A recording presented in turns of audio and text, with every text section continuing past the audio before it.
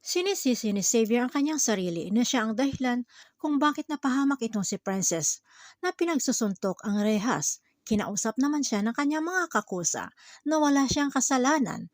Pagkus naghahanap lamang ng masisisi itong si Libby kung bakit ipinagbunton ang init dito sa kay Princess. Nakiusap si Xavier kay kuya niya Pusoy na kung pwede ay kausapin ang kaibigan para matawagan si Libby. Sinalungat siya ni Pusoy na hindi pwede sila basta na lang tawag ng tawag, lalo na ipinagbabawal ang paggamit ng telepono at baka pati ang kaibigan ni Pusoy na jail guard ay mapahamak pa. At isa rin ay dapat pahupain muna ni Xavier ang galit ni Libby na naramdaman. Samantala sa pagbisita ng lulo ni Xavier ay may haka-haka umano na nakalabas ng bansa itong si Justin.